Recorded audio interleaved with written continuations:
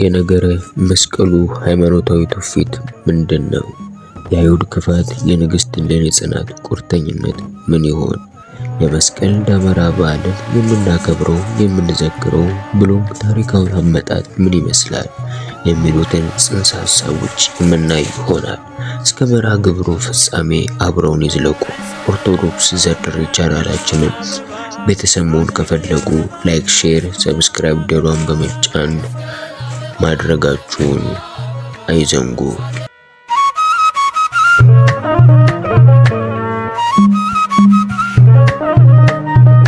የመስቀሉ ቃል ለሚጠፉት ሞኝነት፣ ለኛ ለምንድን ግን የእግዚአብሔር ኃይል ነውና። አንደኛ ቆሮንቶስ ምዕራፍ 1 ቁጥር 18። የጌታችን የመድኃኒታችን የአምላካችን የኢየሱስ ክርስቶስ ሥጋው ያረፈበት ደሙ የፈሰሰበት ዕፀ መስቀሉ ሙታንን እያስነሳ ድውይ ሲፈውስ ሽባ ሲተረትር ታላላቅ ገቢረ ተአምራት ሲፈጽም በመታየቱ ክፉዎች አይሁድ በ34 ዓመተ ምህረት ከኢየሩሳሌም ወጣ ወደሚል ቦታ ቆፍረው ቀበሩት። በዛም አላበቁ፣ ይባስ ብለው የቄውን ቆሻሻ እያስመጡ ያስደፉት ያዙ። በዘመን ብዛት የቆሻሻው ክምር ተራራን ተላበሰ። በማስከተልም ጥጦስ የተባለ የሮም ንጉሥ ኢየሩሳሌምን በመውረር የአይሁድ ቤተ መቅደስን በማፍረስ የእስራኤላውያንም በዓለም አጽናፍ ሁሉ እንዲበተኑ ሆኑ። በዘመነ ሐዋርያት አንስቶ የነገሱ ቄሳሮች ሀገረ ገዢዎች በክርስቲያኖች ላይ የመከራ ቀንበር በማጽናት በግዞት ይኖሩ ስለነበር ክርስቲያኖች ዕፀ መስቀሉን ማውጣት አልተቻላቸውም። ስለዚህ ዕፀ መስቀሉ ለ300 ዘመን በቆሻሻ ክምር ተቀብሮ ሊቆይ ችሏል። ነገር ግን የቤተ ክርስቲያን የጨለማ ቀን ተገፎ የብርሃን ጸዳል ሲፈነጥቅ መድኃኔዓለም ዕፀ መስቀሉን አልረሳውምና ንግሥት እሌኒ በማስነሳት ደጉ ኪራቆስን ሽማግሌውን ይዛ አይሁድ በክፋት በቀበሩት ስፍራ በደመና እሳት ተለኩሶ ጸሎት በማቅረብ ጭሱ በሰገደበት ተራራ በማስቆፈር በከፍተኛ ጥረት ቆፍረው ለማግኘት ችለዋል። በምሳሌ ስናየው ብዙዎች ለክርስቶስ መስቀል ጠላቶች ሆነው ይመላለሳሉና ብዙ ጊዜ ስለ እነርሱ አልኋችሁ፣ አሁንም እንኳን እያለቀስኩ እላለሁ። ፊልጵስዩስ ምዕራፍ 3 ቁጥር 18። ታሪኩን በምልሰት ስንቃኘው በጥንት ዘመን ተርቢኖስ እና እሌኒ የሚባሉ ግለሰቦች በሰላም በፍቅር ይኖሩ ነበር። ተርቢኖስም ነጋዴ ሲሆን በንግድ ሥራ ይተዳደርማል። ታዲያም ተርቢኖስ ከባልንጀሮቹ ጋር ከሩቅ አገር ነግዶ ሊመለስ ሲያኮበኩብ ከባልንጀሮች መካከል አንድ ወግ ያነሱማል። ይህም እኛ ለረጅም ዘመነ ወቅት ነግደን ስንመለስ ሚስቶቻችን ሌላ ሳያገቡ በንጽህና ይጠብቁናል ወይ ብለው ሲያወጉ፣ ተርቢኖስም የኔ ሚስት ታማኝ ንጽህናዋን የጠበቀች ናት ሲል፣ ሌላኛው የንግድ ባልንጀራው ያንተ ሚስት ከሌለው በምን ትሻላለች? ታዲያ ያንተ ሚስት ወዳኝ ለምዳኝ ብታገኝ ምንስ ትወራረዳለህ ቢለው፣ ተርቢኖስም ያልከው ከሆነ ነግጄ ያተረፍኩትን የነገድኩበትን ሀብት ትጋመዳለህ፣ ትወስዳለህ። በአንጻሩ ግን የኔ ቃል ከሰመረ ያንተን የነገድክበትን ያተረፍከውን እወስደውም አለው ብሎ በዚህ ቃል ተወራርደው ተስማሙ።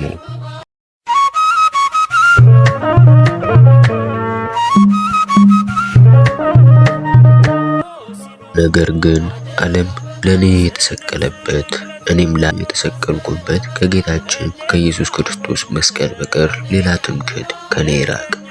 ገላትያ 6:14። ታዲያም ያ ነጋዴ ወደ እሌኒ ጋር በማቅናት በሰራተኛው በኩል ያስጠራትማል። እሌኒ ግን ከመች ወዲህ ነው እኔ እንግዳ የማላውቀውን ሰው ተሰባጥሬ አናግሬ የማውቀው ብላ ሰውየውን አሳፍራ መለሰችው። በዚህ ኩናቴ ያ ነጋዴ ክፉ ሐሳብ መሽጎ ተንኮል በመሸረብ ሰራተኛዋን ብዙ ወርቅና ብር በመሸንገል እሌኒ እኔን እንድትገናኘኝ ካደረግሽ የከበሩ ወርቅና እጅ መንሻ ትጋመጃለሽ ሲላት፣ ሰራተኛዋም እሌኒና ባለቤቷ የሚያውቁት አንድ ሀብል አለ፣ ይህንንም አመጣልሃለሁ። ለዚህ ተልእኮም እንዲሆን አንተ ነጋዴዎቹ በመርከብ ከወደብ ደረሱ ብለ አስወራ። ከዛም እሌኒ ነጋዴ ባሏን ተርቢኖስን ለመቀበል ስትሰናዳ ሀብሏን እሰጣለሁ አለችው። ሰውየው ይህንኑ አደረገ። ሰራተኛዋ ለእሌኒ ነገሩን ነገረቻት። እሌኒም ገሏን ለመታጠብ ስትገባ ሀብሏን አውልቃ ነበርና ሰራተኛዋም የእሌኒን ሀብል ለነጋዴው ሰጠችው። ያም ነጋዴ ተንኮሉ ሰምሮለት ሀብሉን በመያዝ ነጋዴው ከተርቢኖስ ቀድሞ በሀገሩ ስለደረሰ የተርቢኖስ መርከብ ከወደቡ ሲደርስ ተንኮለኛው ነጋዴ ለተርቢኖስ ታማኝ ያልካት ሚስት ከኔ ለምዳና ወንዳ ተገኝታለች ሲለው ተርቢኖስም ውሸት አለው። ነጋዴውም ለማስረጃም የእሌኒን ሀብልን ማየት መጋመር ትችላለህ አለው። ተርቢኖስም እጅግ ደነገጠ፣ በፍርሃት ተዋጠ። እንደተወራረደም ለዘመናት ያፈራውን ሀብት ከነትርፉ በማስረከብ ወደ እሌኒ መጣ። እሌኒም ባሏን በደስታ ብትቀበለውም እርሱ ግን ዋግ እንደመታው ሰብል ገርጥቶ ባዘን ተውጦ አዝኖ ነበር። እሷም የሆነውን ጠየቀችው። እርሱም ለዘመናት የለፋውበት ሀብቴን ማዕበል አጠፋብኝ አላት። እኔ ያላዘንኩ ማን ይዘን አለ። እሌኒም ቃል እግዚአብሔርን ታውቃለችና እግዚአብሔር ሰጠ፣ እግዚአብሔር ነሳ አለችው። ተርቢኖስም በከበርኩበት ሀገር ተዋርጄ በሰጠውበት ሀገር ለምኜ ልኖር አልችልምና ወደ ሌላ ሀገር እሄዳለሁ አላት። እሷም አብሬ እሄዳለሁ አለች። ከዛም ጉዞ ጀመሩ። እያቀኑ እያለም ተርቢኖስ በልቡ ያዘለውን የያዘውን ነገራት። ስወድሽ ያልታመንሽ ስለምንስ ሌላ ለመድሽ አላት። እሷም እኔስ አልጠላውም ሌላ አልለመድኩም አለችው። ተርቢኖስም አውጥቶ ሀብሉን አሳያት። እሷም የሆነውን እንቅጩን አወጋችው፣ ነገረችው። ተርቢኖስ ግን ሊያምናት አልቻለምና ወደ ባህር ዳርቻ በደረሱ ጊዜ በእሌኒ በቁመቷ ልክ ሳጥን አሰርቶ አሰባጥሯት አድርጓት በሳጥኑ ውስጥ ስራሽ ያውጣሽ በማለት ወደ ባህር ጨመራት።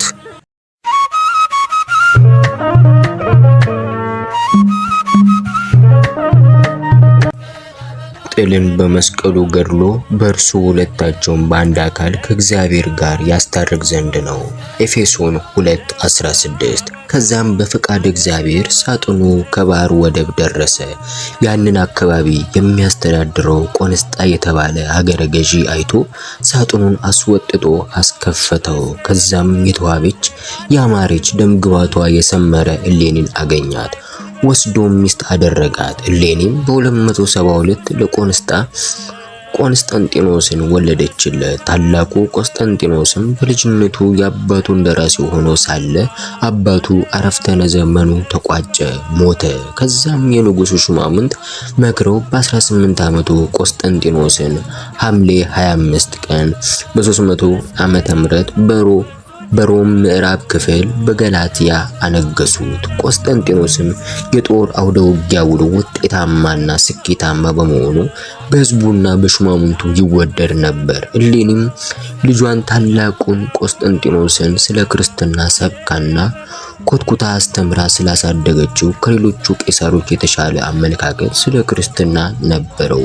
በጊዜ ሂደትም ቆስጠንጢኖስ መላውን ሮም አስገብሮ መግዛት ጀመረ። እናቱ እሌኒ ይህንን አመቺ ጊዜ ተጠቅማ ልጇን እንዲህ አለችው፣ እኔ የመድኃኔዓለም ኢየሱስ ክርስቶስ ዕፀ መስቀል ለመፈለግ ከተቀበረበት ለማውጣት በ327 ዓመተ ምህረት ወደ ኢየሩሳሌም ልሄድ ነው አለችው። ከዛም በኋላ የአይሁድ ወገኖች ስለ ዕፀ መስቀሉ ቀናተኛ መልስ ባልሰጧት ጊዜ አንድ አረጋዊ ኪራኮስ የጎልጎታን ኮረብታ አመለከታት። አስቆፍሪውም ብሎ ነገራት። ኪራኮስም ጊዜው ከመርዘሙ የተነሳ ትክክለኛውን ዕፀ መስቀል ቦታ ሊያውቀው ስላልቻለ ቅዱሱ ዕፀ መስቀል ታምራት ሲሰራ አይሁድ በምቀኝነት ቅዱሱን መስቀል ከሁለቱ ወንበዴ መስቀል ጋር ቀበሩት። በሶስቱ ተራሮች አይሁድ ለ200 ዓመታት የኢየሩሳሌም ሕዝብ ሁሉ ቆሻሻ እንዲደፉ በማድረጋቸው የተራራው ክምር ከፍተኛ ነበር። ስለዚህ እሌኒ ደመራ አስደምራ ጢሱ ወደ ላይም ሄዶ የሰገደበትን ተራራ አስቆፈረች። ጢሱም ወደ ሰማይ ወጥቶ ወደ ተራራው በማቅናት ትክክለኛ ቦታውን ጠቆመ። ከዛም መስከረም 16 ቁፋሮ እንዲጀመር አዘዘች። ለ7 ወራት በፈጀው ቁፋሮ መጋቢት 10 ቀን 3 መስቀሎች ተገኙ። ታዲያም ቅዱሱን ዕፀ መስቀል ለመለየት የሞተ ሰው አምጥተው በሁለቱ መስቀል ላይ አኖሩት። ምንም ሊነሳ አልቻለም። በሶስተኛው መስቀል ሲያስቀምጡት የሞተው ሰው መነሳት ችሏል። እሊንም የቅዱሱን መስቀል የጌታ መሆኑን አውቃ ሰገደችለት። ክርስቲያኖችም ሁሉ ሰገዱ። በአገሩም ያሉ ክርስቲያኖች የመስቀሉን መገኘት በሰሙ ጊዜ መብራት አብርተው ደስታቸውን በመግለጽ ለዓለም እንዲታወቅ አደረጉ። በዚህም ምክንያት ይህንን ትውፊት በመጋመድ በመላበስ በመከተል የኢትዮጵያ ቤተክርስቲያን ደመራ በመደመር በታላቅ መንፈሳዊ ስነ ስርዓት ታከብረዋለች።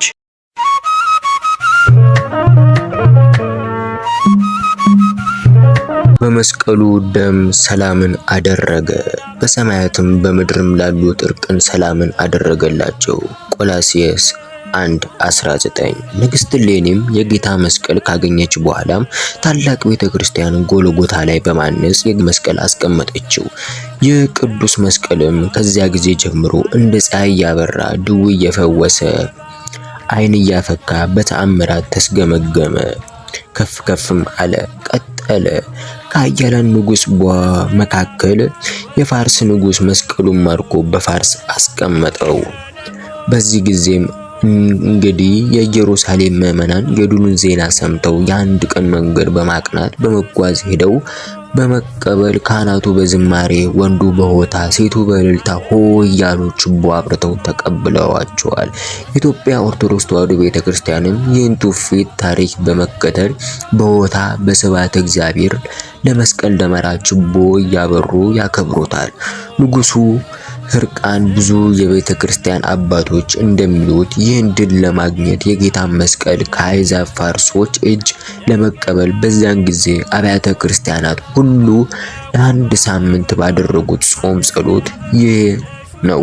ይህን ለማሰብ የኢትዮጵያ ኦርቶዶክስ ተዋሕዶ ቤተክርስቲያን፣ የግብጽ ኮፕቲክ ቤተክርስቲያን ይህን በማሰብ በመዘከር የአብይ ጾም ከመጀመሩ አስቀድመው ጾመ ሕርቃን ብለው ለአንድ ሳምንት ይጾማሉ። ይህ ግማደ መስቀል ለብዙ ዘመን እስክንድሪያ ቢቆይም የግብጽ እስላሞች ግብጽ ክርስቲያኖች ላይ መከራ በማጽናታቸው ጉልበታቸው ስላከበዱባቸው የግብጽ ክርስቲያኖች ለዳግማዊ ንጉሥ ዳዊት ደብዳቤ ልከው የግብጽን እስላሞች አስታክስልን፣ የግፍ ቀንበር አጽንተውብናልና በማለት በላኩት መልእክት መሰረት ንጉሱም 20,000 ጦር ከተው ይዘው ወደ ግብጽ በመውረድ የግብጽ እስላሞችን ከክርስቲያኖች ጋር አስታርቀው ሰላም አውርደው ሰላም ካወረዱ በኋላ የግብጽ ክርስቲያኖች ለንጉሥ ዳዊት ወርቅ እጅ መንሻ ቢሰጧቸው ንጉሱ ወርቁን እጅ መንሻውን መልሰው እኔ የዘመትኩት ለክርስቶስ ፍቅር ብዬ ነው፣